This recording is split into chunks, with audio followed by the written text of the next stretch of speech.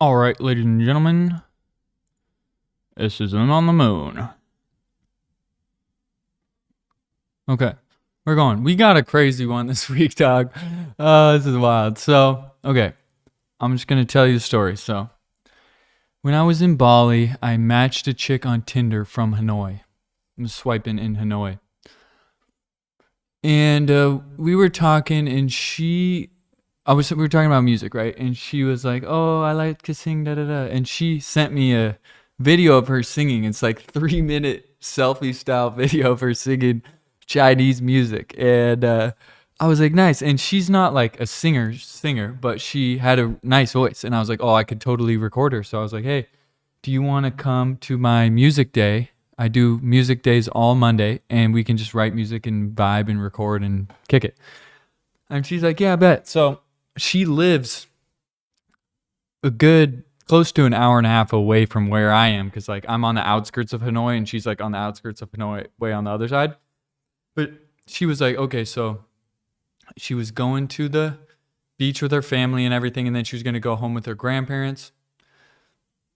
And then her grandparents is right by here. So she's like, oh, I'll come over in the morning on Monday. It'll be perfect. So, okay, but anyways, she comes over. It was great. We made a banger. I'll play it at the end of this video maybe. And we made music all day. It was awesome. The vibe was great. It was super fun. We got along. Her English though is like 5 or 10%, so really bad. So if we're having to Google Translate everything, and we can talk like a little bit, but really it's bad. So anyways, we worked late and it was storming, and so I was like, hey, no pressure, but if you want to crash here, you want to stay. I said, if you want, what I typed, because I'm typing the freaking Google Map or Google Translate. I was like, if you want to stay, you're welcome to, whatever you want. And so she's like, okay. So she stays. And then the next day, I just basically get right to work. And I told her too, I think I was like, yo, I'm just going to rip it because I got so much to do. I'm just get to work. And she just hangs out all day and doesn't really do anything, just kind of kicking it and hanging out, and ends up staying again. Then I was like jokingly, I was like, are you moving in or what are you doing? And she's like, ha. But she's like, oh, I'll leave tomorrow, or I'll leave. I guess it was the second day. She's like, I got to go home. And I'm like, okay. Because I was like, what's your plan? Da, da, da. Like, I got to go home. So I walk her to the car. I come back in, and she left a bunch of her stuff here. So I was like, I tried to call her. She didn't answer. I text her. I'm like, hey, you left a bunch of your stuff here. And she's like, yeah, I just need to get some stuff from my house. And I was like, how long are you planning on staying? Like, what do you mean? And she's like, oh, maybe one day or something. And I'm like, in my head, I'm like, okay. And this whole time, I'm not questioning shit really. I'm just kind of going with the flow, and it was a good vibe. So whatever. I was like, okay. And maybe it's just a cultural difference. Like you just can hang out more. I don't know. Anyways, didn't really think that much into it until about a couple hours later, she pulls back up. Oh wait, hold on. I have an issue, I think.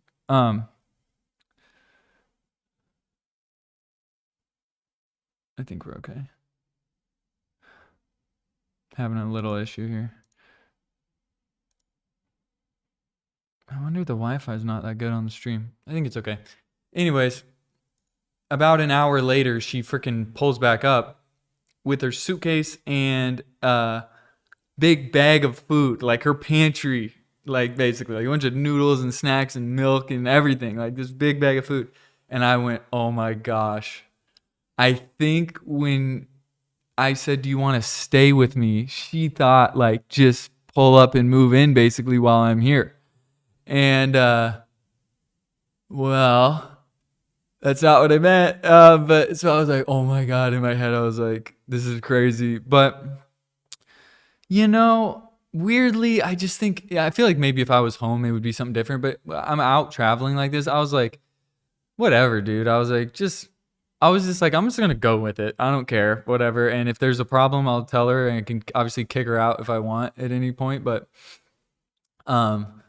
so she just freaking hung with me all week. So she left today because she had a work conference in like Da Nang or something. So she just left, she left yesterday night. But she just kicked it here for a week with me. And, it was so strange, and we would talk on Google Translate here and there. We'll have like a legitimate conversation through Google Translate, but Otherwise, I mean, she was like, I hate to say this, but it was kind of like having a pet a little bit, because she's super cute, and the reason I say it's like a pet is because we couldn't talk. It's like with a dog where you're like, it's like come, or like go, or like what, or like just one word, like things that we're communicating. And then she just laid around all day. Like she just lounged and watched TV or was on TikTok or just hung out or slept like all day, and just literally was here for a week and just vibed and just chilled. And she was super nice. She was super respectful. She didn't cause me any bullshit. It was really weird. But we couldn't communicate that good, so it was just interesting, right? And she would say, she was so cute, she would say, "What the hell?" She could say that, and her English was like, and like she could get by sometimes, but she would say, why you look me? Why are you look me?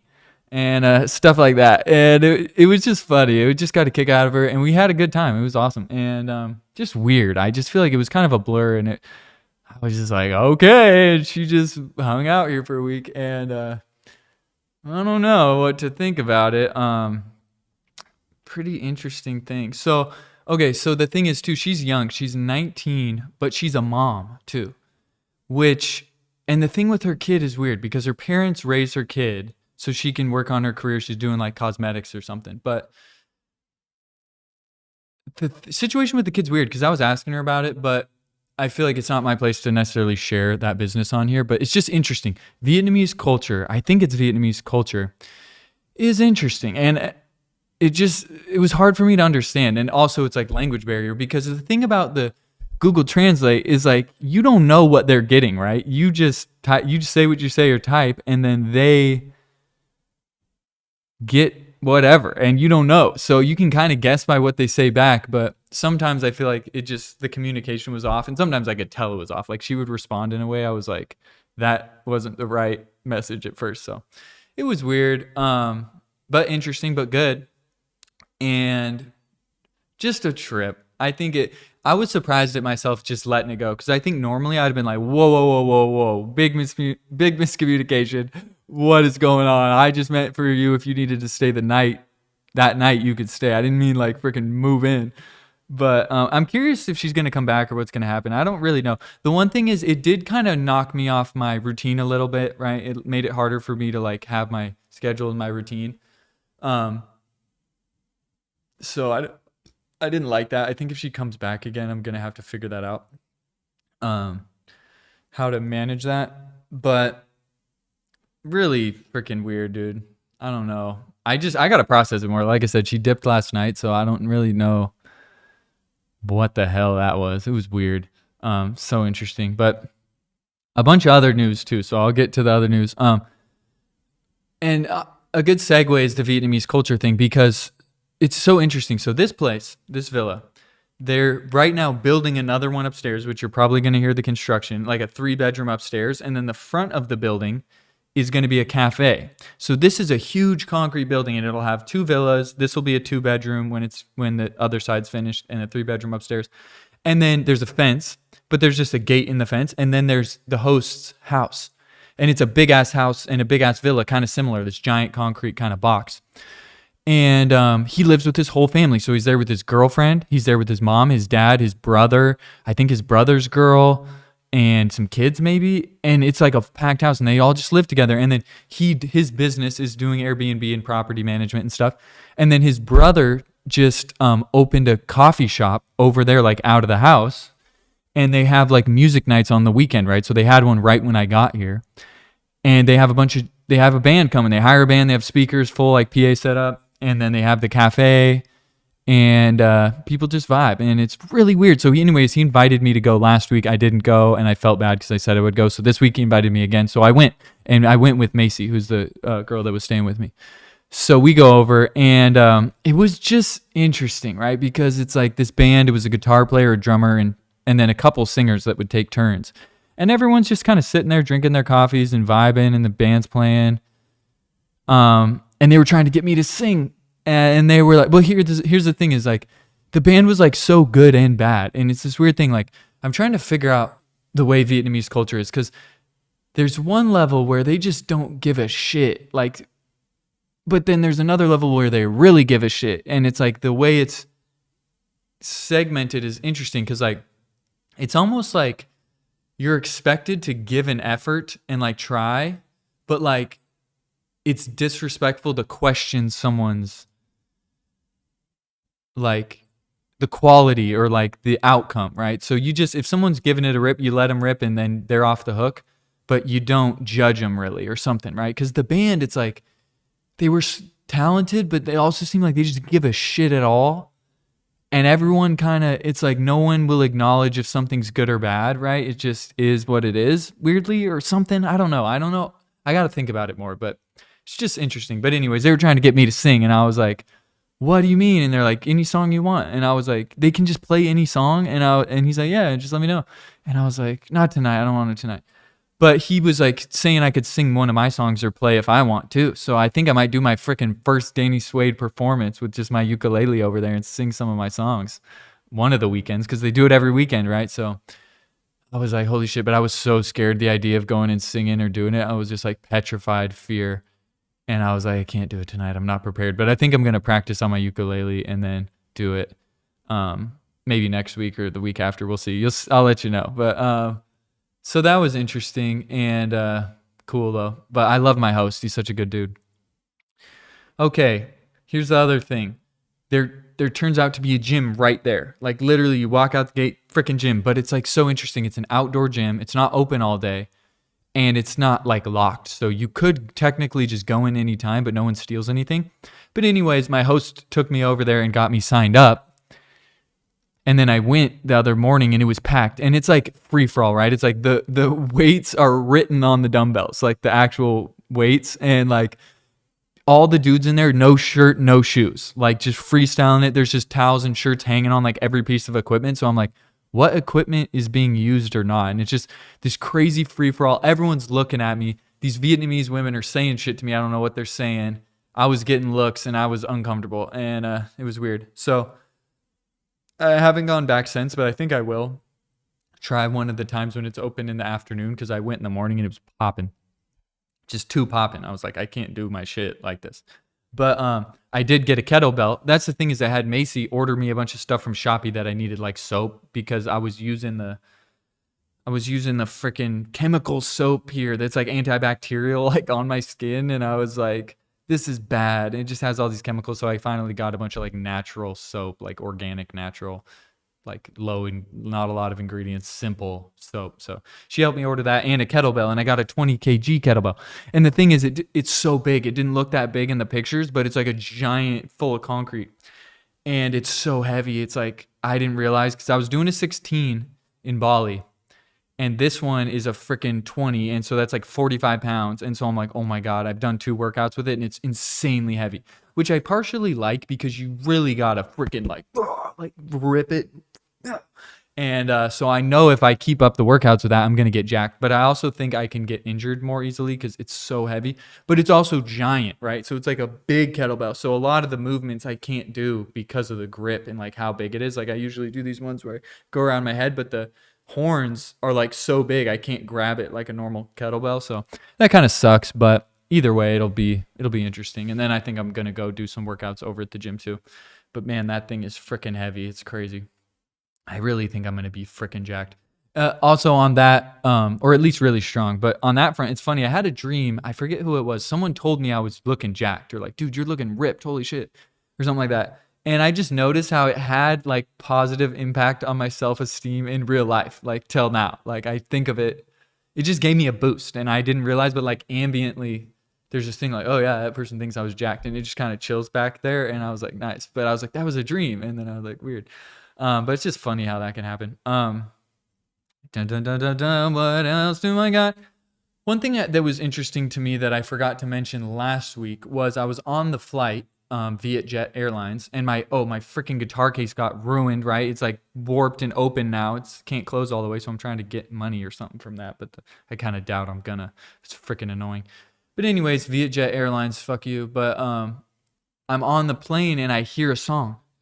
And it's like flying through the sky, your dreams can come true. And like this funny thing. And I was like, dude, I think this is an AI airline song. sure enough, it gets to the verses and it's a rap bar and it's like, pull down the cord so you get your oxygen, then put the thing around your hand, and you got a life vest under your seat. And like, it was like rap safety instructions. It's like, what, dude? This is insane. And these really weird generic lyrics, and you could tell it was like Vietnamese, so it was like the English and like the way things went was like questionable. And I was like, no way. So I was talking to the stewardess, I don't know, that's a dude, steward. I was like, dude, is this a freaking airline AI song? And he's like, no, it's because I was convinced it was AI. I was like, oh man, here's AI in the wild again, like AI music in the wild. But he was like, no, dude, I was like, how long have you had this? He's like, dude, we've had it forever. And it's like legit recorded song, right? So like if you could hear the rap verses, dude, it was so funny. It's like a Vietnamese guy, like, got your life vest under the seat and put, like, it just like, it was so funny, dude. I just couldn't believe it. I was just like, dude, this is freaking hilarious. So that was funny. I meant to say that last week, but I forgot. Okay, so that's everything for my stories. That's a lot of stories for you. And what an eventful week. Let's get into my update here and we'll go. So new for me, I'm posting my vlog in my photo journal again. If you missed it and you want to check it out, this is from the music video from Hot Feels the Style.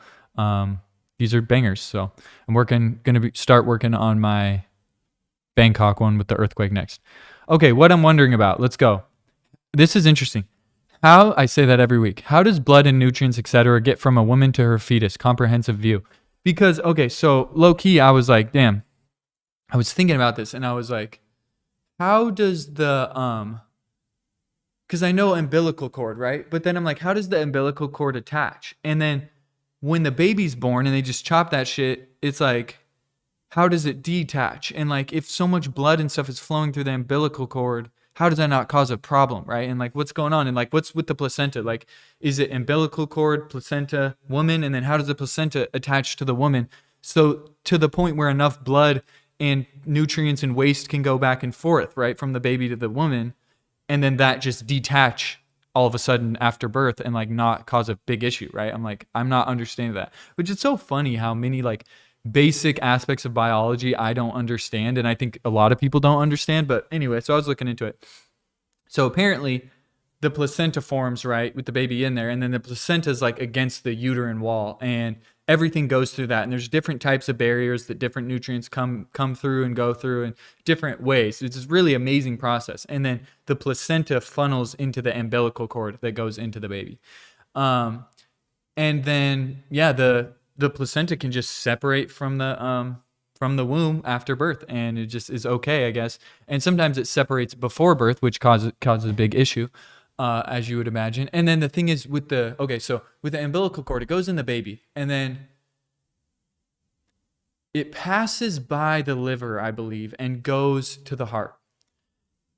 And then once the baby's born, and the umbilical cord gets cut, the umbilical cord like shrinks, and I guess the vein like atrophies really quickly that goes right to the heart, and then it switches from the lung starts to inflate and the blood starts to flow through the liver. So it's like there's this vein that bypasses the liver and the lungs straight to the heart that's kind of running shit. And then that basically closes off because it gets clamped and cut off, and then the increase in blood pressure, I guess, from the lungs and stuff like that funnels the blood now through the liver through a different pathway and starts the normal circulatory system. That was my kind of quick read of it, but very interesting. I mean, bodies are amazing that our bodies can do that. I can't believe it. It's like freaking crazy. I just am like, wow, it's just amazing. But anyways, what is zodium or zondium? I kept seeing this on I kept seeing this on Joe Rogan comments, right? I was looking on the Joe Rogan comments. Everyone's like, Zodium's going to change the world. It's an AI stock trading platform. So I think it's just a big marketing ploy or something, but it's like AI stock trading or AI crypto trading platform. So not that interesting.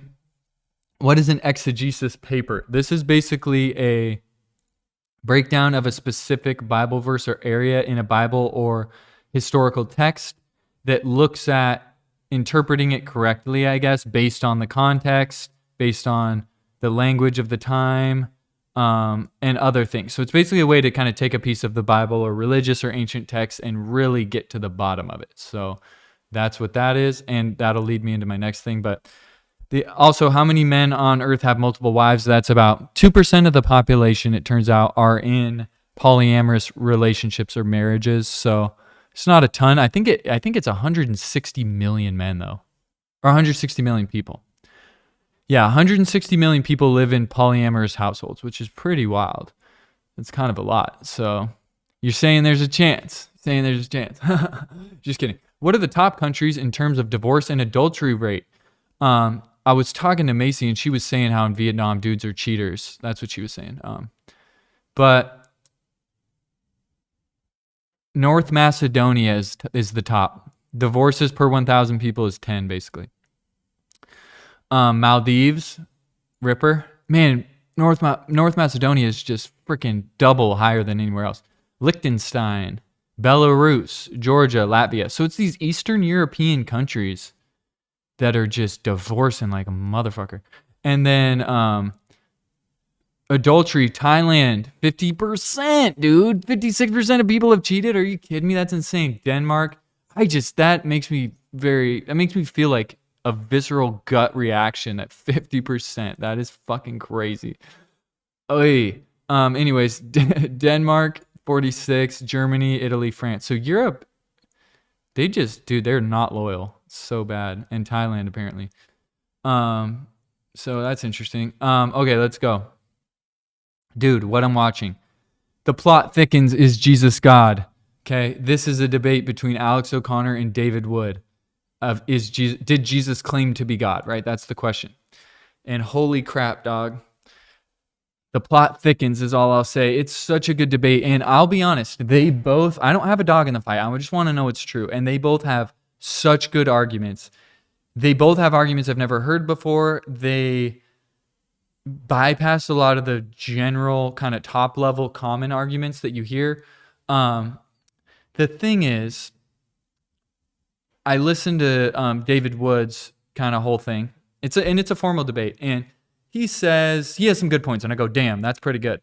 So a lot of Old Testament type of stuff. And then I listen to Alex, and I go, got him, dude. He got him, bro. How can you argue that? And then they argue it, and I don't feel necessarily swayed either way after it, right? I'm like, they both have good points. But here's the thing is I actually do feel more swayed towards Jesus did not claim to be God because the debate was so good, right? I'm like, if it just would be obvious if he did. I feel like it's like it makes no sense that we can't figure it out, and it's like it is one of the more fraught topics in Christianity and in within the Bible is this question, right? And I'm like, if Jesus claimed to be God, I just think he would have done it unequivocally. It would have just been, it would have been sure. And there's a lot of good arguments of why he did or how he thought about it, but you just can knock down those arguments. Like I've heard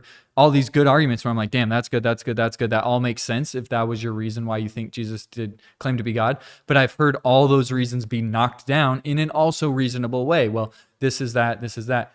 For example, a lot of people, I'll just say one, is a lot of people say that Jesus accepted worship and people worship Jesus, which is only reserved for God. But then, Alex comes on the scene and he's like, well, dude, if you look at the Greek word, proskeo or proskuneo or something, there's a word for that, which is like, bowing down in front of someone, but they did it to Moses. They did it to the disciples would do it to other people. Like people would do it to other people. Slaves would do it to their masters. It wasn't worship of a cultic deity worship, which is another Greek word for it, which I forget what it is. But every time Jesus gets worshipped, right, when he says they stopped and worshiped Jesus or whatever, it's the proskuneo one, which people would do to anyone, right? They would do it to kings. They would do it to he brings up all these examples of proskuneo being offered to normal humans and prophets and different things that aren't God, right? So, and David Woods tries to argue, yeah, well, in this context, it was clearly God, so da-da-da. And he's like, well, why don't they use the way people worship God? Why don't they use that word, right? And there's no example of that, right? There's no example of them doing that in the entire freaking thing, except for, I think, in the temptation of Jesus in the wilderness, the devil offers that or something to him, and then, or something like that, and then they mock him. I think those are both proskuneo, though. Both of those examples. I don't know for sure. You'd have to watch it, but it was just a knockdown argument in a lot of ways, and it went back and forth, right? It was pretty, I don't know. It was just more confusing, but which to me makes me feel like, well, it's not true then, because if it was God, he would know how to frickin' make it clear, right? So we're not sitting here 2,000 years later and it's like one of the main arguments about the text, right? It would have just been clear. Anyways, moving on. What else I'm watching? This is frickin' bananas, dude. This is Candace Owens again, who I'm not a huge fan of because of the dinosaur thing, but just makes me skeptical of her reporting. But she gets called by Trump, and Trump asks her to stop talking about Macron's husband, wife, tranny. And first Macron asks while he's in D.C. or whatever, but then Trump eventually calls her because she's like, no, I'm not talking about it. And then Trump calls her. And the crazy thing is that the dude who calls her at first says, Macron said he will sign on to put an end to the war in Ukraine and Russia, or like get this deal done to end the war. But Candace Owens has to stop talking about freaking this thing about his wife or his husband. And so it's just crazy. If you watch this, I just go, God, what is the world? It's just so weird. Just crazy, dude. And then, okay, there's this Jordan Peterson video. This is a dude, a letter to Jordan Peterson. So it's just this guy. I don't know who he is. And he's just, Dear Jordan Peterson. He talks about how, what I've been saying, how JP's so freaking mad these days. And it's like, he uses this quote, like, if you're fighting monsters, make careful or have an intention to not become one in the process or whatever. And I think he just does this really heartfelt, really respectful message to Jordan Peterson about like, dude, you're becoming a monster, basically. You're freaking mean and you're angry and you're all these good things about you that we used to love. And he plays all these old clips and these old things. It's like, what the hell is happening? So it was just so good, man. I think it's exactly what I was feeling. I actually considered making a video like that, like Dear Jordan Peterson type of video. But I just was like, I don't know what to say. But this dude did it so well, and I think everyone else agreed with him and was like, dude, we're all thinking this. So it's a really good video. Okay, what I'm reading. First Chronicles, baby. So I'm in the Bible. First Chronicles. And I want to read a verse that I saw that makes me skeptical of the truth of the Bible again for the millionth time. Here it is. This is Nathan talking to David and giving him a message from God. This is what the Lord Almighty says. I took you from the pasture, from tending the flock, and appointed you ruler over my people of Israel. I have been with you wherever you have gone. I have cut off all your enemies from before you. Now I will make your name like the names of the greatest men on earth, and I will provide a place for my people Israel, and will plant them so that they can have a home of their own and no longer be disturbed. Wicked people will not oppress them anymore as they did in the beginning. So I read that and I go, yeah, right, buddy. Didn't pull through on that at all. And then he goes on to say about David's son, I will establish his throne forever, right? I will never take my love away from him. I will set him over my house and my kingdom forever. His throne will be established forever. So, I'm sure you could do an exegesis on that and maybe figure out why it's metaphorical. I was trying to Google about it. Like, hey, is this verse BS? Because obviously Israel's definitely getting disturbed and had been, his throne. It's like, they got conquered and dispersed and thrown out of the land and everything. So it wasn't true, but then it's like, well, you can look at it metaphorically, and it's like, it just means, favor over time. It doesn't mean that actual physical Israel, etc.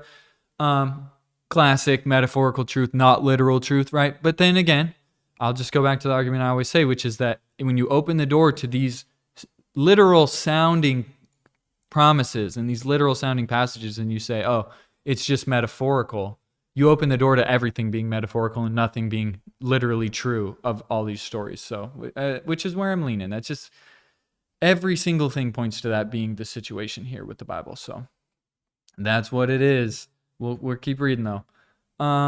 Next, what I'm listening to, this Vietnam song, Say You Do, Macy showed me, vibe.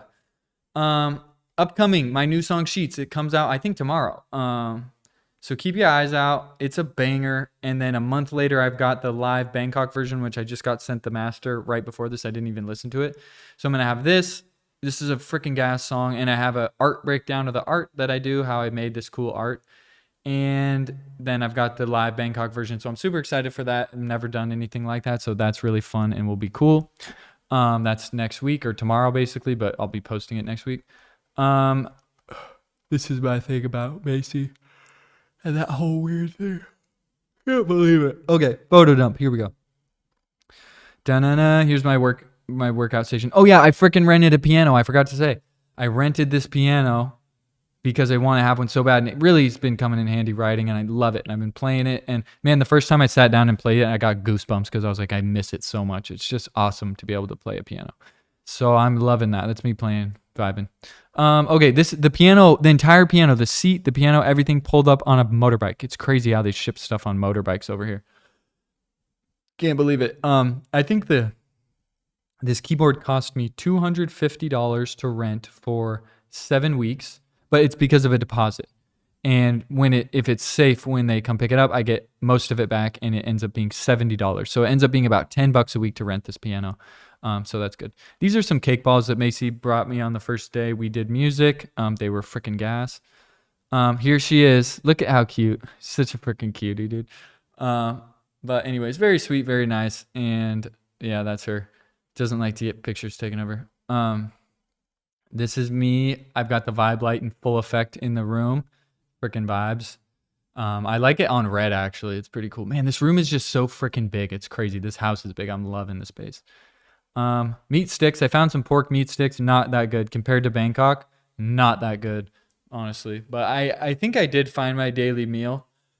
I'll maybe take a picture, maybe share it next week.